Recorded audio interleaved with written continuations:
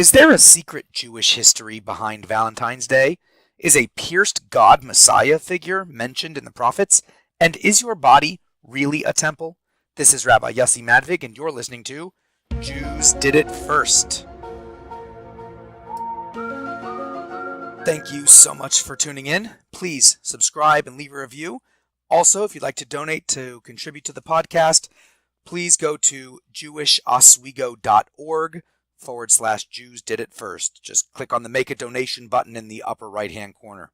So far, we've got 3 months in a row now where the big holiday in that month, or practices surrounding it, were pioneered by Jews.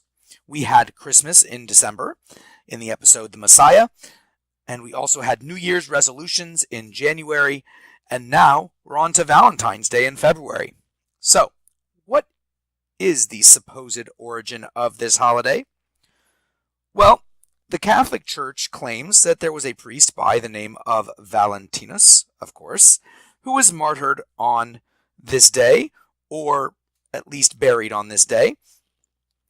And one legend contends that he was a 3rd century priest in Rome when Emperor Claudius II decided that single men made better soldiers than those with wives and families, so he just outlawed marriage for young men. Well, Valentine, whatever, defied that order, and he continued to perform secret marriages. Well, the emperor, when finding this out, ordered him to be put to death, of course. Another story suggests that Valentine may have been killed for attempting to help Christians escape harsh Roman prisons. There were often beatings and torturings and all these kinds of things, and according to legend, during his imprisonment, Valentine, he had restored sight miraculously to the judge's daughter who was blind, and before his execution he wrote her a letter signed "Your Valentine" as a farewell. Even though the truth behind the Valentine legend is a bit murky, the stories all emphasize his appeal as a sympathetic, heroic, and even romantic figure.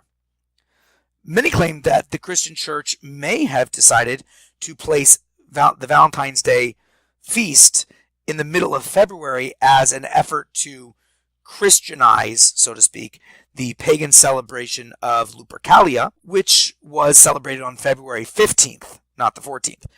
Well, Lupercalia was a fertility festival, which I'm sure included a lot of very interesting activities, and it was dedicated to Faunus, the Roman god of agriculture, as well as the founders of Rome, Romulus and Remus. To begin the festival, members of the Luperci, I guess, which was an order of Roman priests, would gather at a sacred cave where the infants Romulus and Remus, who were the founders of Rome, were believed to have been cared for by this wolf known as a lupa. And the priest would sacrifice a goat for fertility and a dog for purification.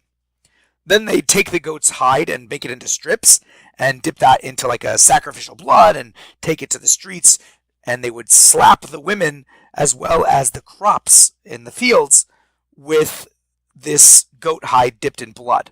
So it's interesting. The women weren't necessarily afraid of this. They didn't think this was too awkward. In fact, the Roman women wanted to be touched by these hides because it was believed they would make them more fertile in the coming year.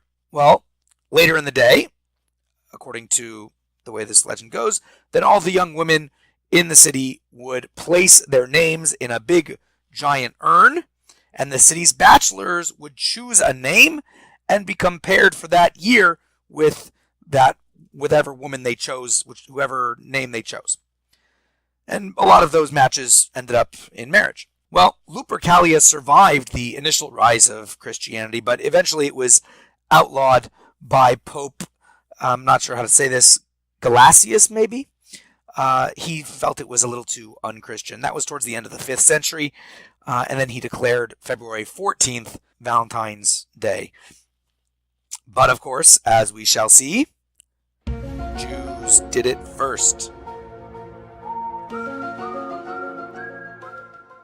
The Medrash and the Gemara tells the origin of the Jewish Valentine's Day as a special joyous day, and it offers several explanations. I've explained what the Medrash is and the Gemara or the Talmud in previous episodes. I'm not going to really get into that right now. If you're really that interested, you could Google it. Well, 4 of the reasons are pretty innocuous and don't have too much to do with our immediate discussion of the day, having a day of love and relationships, but they're worth mentioning because it establishes the day that the Jews have as their, quote unquote Valentine's Day, establishes that as a special day.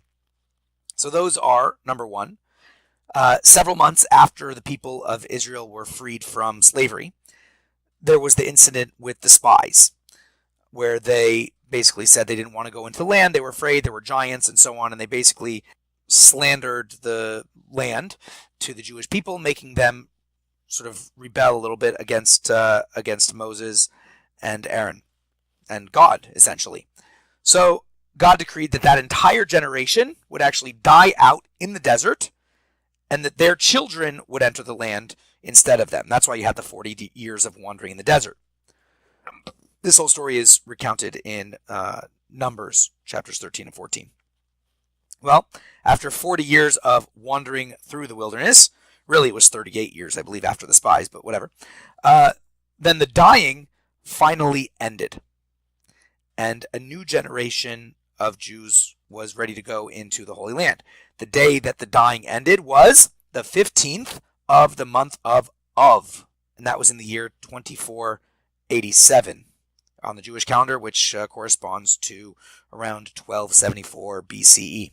And as long as there were members of the generation that was destined to die, as long as they were still alive, then God also didn't communicate with Moses in the same affectionate manner as he used to. And as soon as the last of those men died, God once again began communicating in a very friendly manner with Moses. That was another celebratory aspect of aside from just the fact that people stopped dying, which is already a good thing. You wake up in the morning and there's no more dead people. Yay.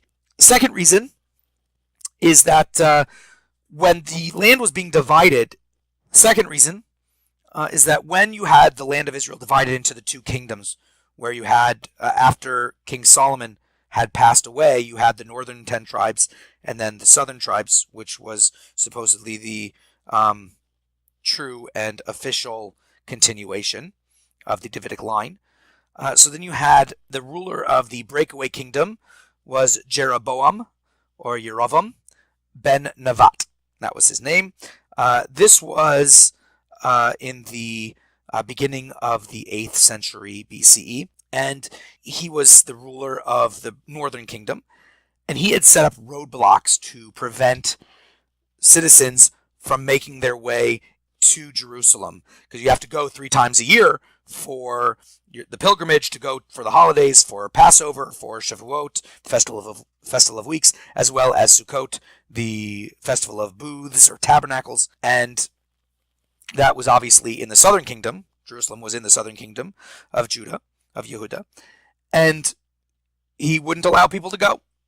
And those roadblocks were finally removed more than 200 years later by Hoshea ben Elah, who was the last king of the northern kingdom. And that happened on the 15th of Av. Again, the month of Av is a Hebrew month, the 15th of Av, and we're going to say when that is. It's in the summertime. We're going to get into that in just a minute. So that happened, again, at the beginning of the 6th century BCE, when it was finally taken off. A third reason was the fortress of Beitar was the last holdout of the Bar Kokhba rebellion. Bar Kokhba was a failed messiah, and there was a whole rebellion against the Roman Empire, and the last stronghold there was Beitar. And when that city fell on the 9th of Av, that was in the middle of the 2nd century CE, Bar Kokhba and many thousands of Jews were killed, and the Romans massacred the survivors of the battle with tremendous amount of cruelty, and they wouldn't even allow the Jews to bury the dead. Well, when the dead of Beitar were finally brought to burial, it was the 15th of Av, about about a decade and a half later, about 15 years later, again, the 15th of Av, around 148 CE. And actually, an additional blessing was even added to the grace after meals. If anyone's familiar with the Jewish tradition of benching, of Birkat Hamazon, we say the grace after meals, there's four blessings, and the final fourth blessing was actually added at this time because it was such a tremendously happy occasion. The final non-love related thing having to do with the 15th of Av was when the Holy Temple stood in Jerusalem. There was the annual cutting of firewood for the altar, and that ended on the 15th of Av. 15th of Av is also called Tu B'Av. That's because the Hebrew letters that make up the number 15 could also spell the word tu, which doesn't really mean anything, just called Tu B'Av as a shortened version. So this was widely celebrated with a lot of feasting and rejoicing, which is usually the custom when a special religious event occurs. And it included also a ceremonial breaking of the axes. And so it was called the Day of the Breaking of the Axes. So those are the four kind of innocuous things that don't have to do with love and relationships that already established Tu B'Av, the 15th of Av, as a special day in Jewish history. Now, there are three other reasons that are directly related to what Valentine's Day is all about. And those are, number one, in order to ensure that there was an orderly division of the land of Israel between the 12 tribes, there were restrictions that were placed on marriages between members of different tribes. A woman who had inherited tribal lands from her father was actually forbidden to marry outside of her tribe, because then the children of that relationship would be members of the father's tribe, not the mother who inherited from her father. And that would cause a transfer of a portion of the land from one tribe to another by inheriting her estate. And this is recounted in Numbers 36. This ordinance was binding on the generation that conquered the land of Israel, and that was it. The restriction was lifted on, you guessed it, the 15th of Av, after they conquered the land of Israel, and the event was considered a great cause for celebration and festivity, and there was just lots of rejoicing because now people could get married. Everyone's happy when you open up the market, you know what I'm saying? When you've got more options. Number two, after they were permitted to marry between tribes, there was a very horrible story where about 3,000 young men of the tribe of Benjamin had killed a woman in a horrific manner. She was a concubine, and this is famously known as the incident of the concubine at Giva. And they were actually, the entire tribe of Benjamin, because of this incident, was excommunicated from the Jewish people. It's a little known thing in Jewish history. Now, it doesn't mean they were no longer Jews, but they were prohibited, among other things, from marrying Jews of other tribes. And on this date, on Tu B'Av, the 15th of Av, years later, the tribe of Benjamin was readmitted into the community of Israel, and that you can find in Judges 19 through 21. Finally, number three, and perhaps the most relevant event, and is somewhat a culmination of all of the others, is the way that this was all celebrated. How was this day celebrated? Well, remember our Roman story about the girls putting their names into the pot, bachelors picking out the names, and that's to be matched with? Well, in the Mishnah, again, I've explained what the Mishnah is in past episodes. It's a code of Jewish law, not the code of Jewish law. It's just a code of Jewish law that was in ancient times. In Ta'anit, the book of fasts, chapter 4, or you can also look in the Talmud, also in Ta'anit and fasts, page 26b. Rabbi Shimon ben Gamliel said, "There were no greater festivals for Israel than the 15th of Av and Yom Kippur. On these days, the daughters of Jerusalem would go out and dance in the vineyards. And what would they say? 'Young man, raise your eyes and see which you select for yourself as a wife.'" That's pretty serious. I mean, it's up there with Yom Kippur, the holiest day on the Jewish calendar. Jews apparently take our relationships very seriously. And they were wearing white. There's all sorts of things written about it, about this festival. They were out dancing and they were wearing white and they wouldn't wear anything too fancy, and people would borrow clothes from each other so that you wouldn't have rich people looking super nice and poor people looking pretty shabby. It's very beautiful. It was a very beautiful ceremony.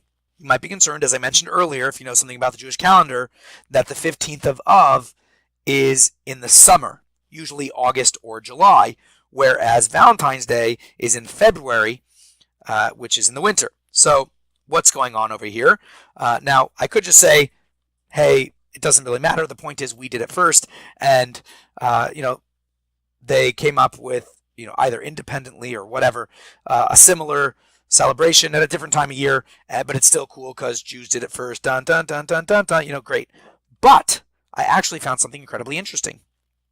It turns out that many parts of the Eastern Orthodox Church also celebrate Valentine's Day on July 6th and July 30th. The first date being in honor of the Roman bishop, whose name was, as you might have guessed, Valentine. And the later one, the July 30th, in honor of the martyr Valentine, who was the bishop of Interamna, which is modern day Terni, which is in Italy. And that falls out right around the time where we already had a love holiday on the 15th of Av, right in July in the summertime. In fact, the February 14th date by the Roman Catholic Church was chosen for a couple of reasons. First, the Valentine of Rome was buried after his martyrdom on the 14th of February. And also, as I mentioned earlier, it conveniently fell out next to this pagan holiday of Lupercalia. But the origins of this day begin 1,000 years earlier because Jews did it first.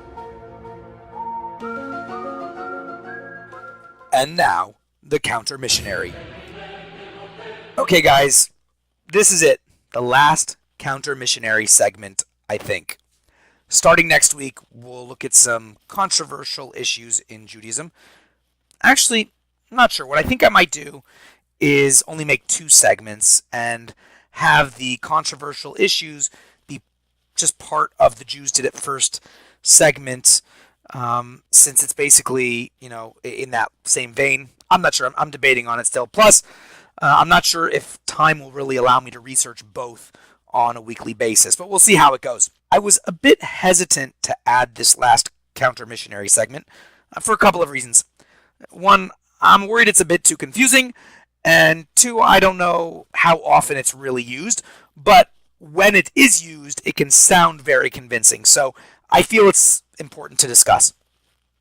The verse is Zechariah 12:10, and it reads like this: "And I will pour upon the house of David and upon the inhabitants of Jerusalem the spirit of grace and supplications, and they shall look upon me whom they have pierced, and they shall mourn for him as one mourns for his only son, and shall be in bitterness for him as one that is in bitterness for his firstborn."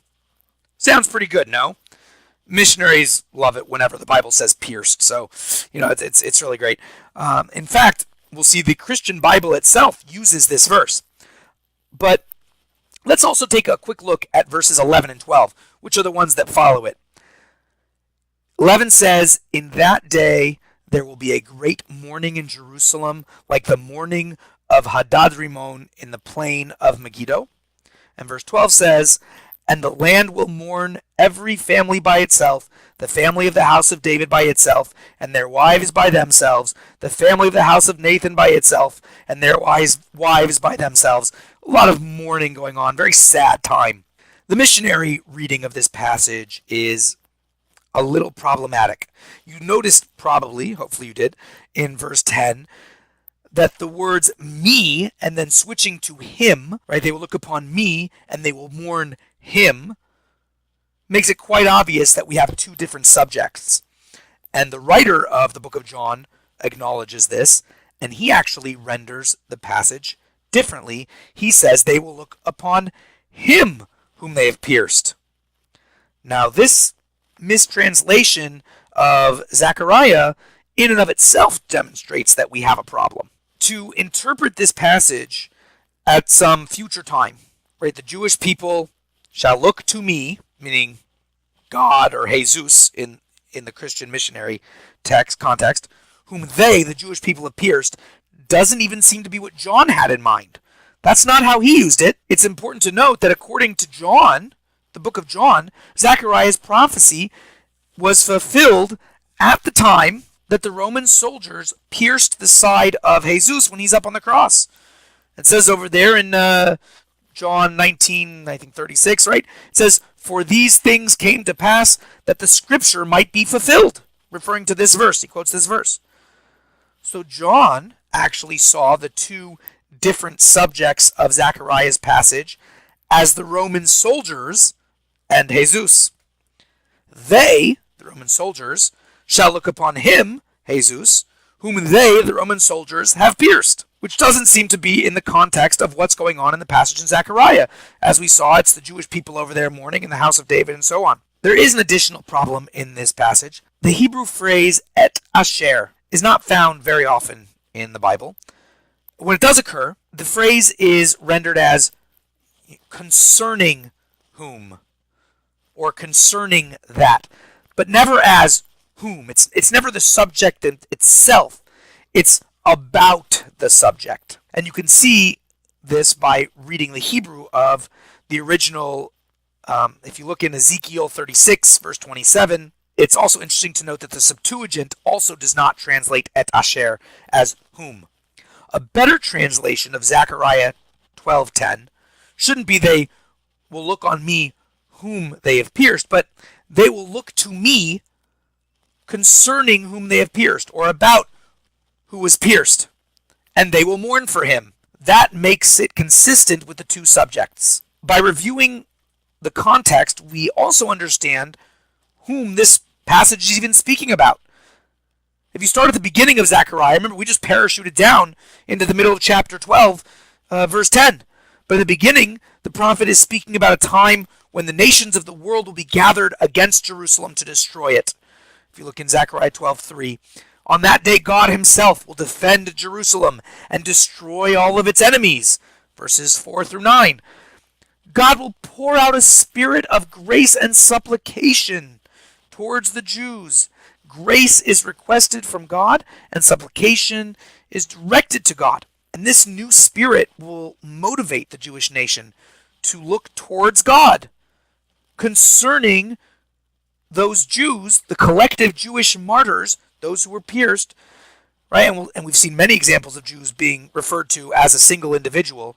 So the fact that it says concerning whom, in the singular, that's not a big deal. Look at Hosea 11:1, various places in Exodus, in Isaiah, all over the place. So concerning those Jews who have been killed in battle prior to God's divine intervention in fighting our enemies. All of the inhabitants of Jerusalem will mourn.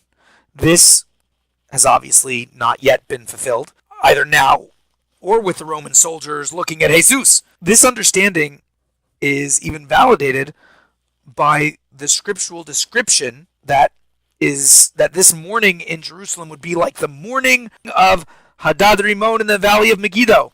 This is referring to the death of King Josiah, King Hoshea, who was killed in battle with Pharaoh Necho, which you can see in 2 Kings chapter 23, verse 29-30. And after his death, all of Judah and Jerusalem mourned for him. Look in 2 Chronicles chapter 35, verses 22-25. In the same way that the Jews mourned over King Josiah, who died in battle, so too will the Jewish people in the future mourn over those who were killed. I usually don't make my weekly Torah thought the same as my weekly email, but I really wanted to this time because I feel it's just such an important thing. If you want to sign up for the weekly email, by the way, it comes out every Sunday morning, and you can sign up for that at the website at jewishoswego.org.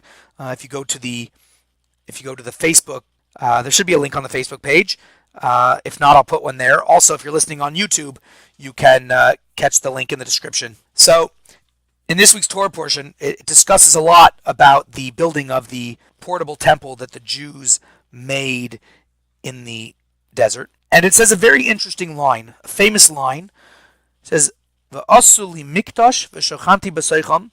Make for me a mikdash, a holy dwelling, and I will dwell in you. And the reason this is very strange is we would expect that God would say, make for me a mikdash, and I will dwell in it. Right? It's a dwelling place for God. In fact, the word, it says mikdash in the verse, but throughout the rest of the Torah, it's called a mishkan, and that comes from the word shochen, for God to dwell, the presence to dwell there. So we expect God to say, I will dwell in it. So what's this, I will dwell in you? And not only that, he says, b'seicham, I'll dwell in you, plural. We don't have such a thing in English, but maybe we do in the South. You'd say, I'll dwell in y'all. So what's going on over here? What is God talking about? The thing God is telling us is this. If you want godliness in this world, we all have complaints. The world doesn't run exactly the way we want it to. Things aren't the best that they could be. Well, guess whose fault that is? It's not God's. God made a world with us in it. We've got a job to do. Also, mikdash. Make for God a dwelling place. Make for God a home in this world.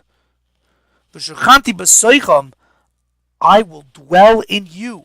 I will dwell with you, every single person in their heart. That's where the temple is. Obviously, there's a physical temple in the structure, and it's not going out of the simple explanation of the verse. But in order to make this world a dwelling place for God, God has to be able to dwell within you.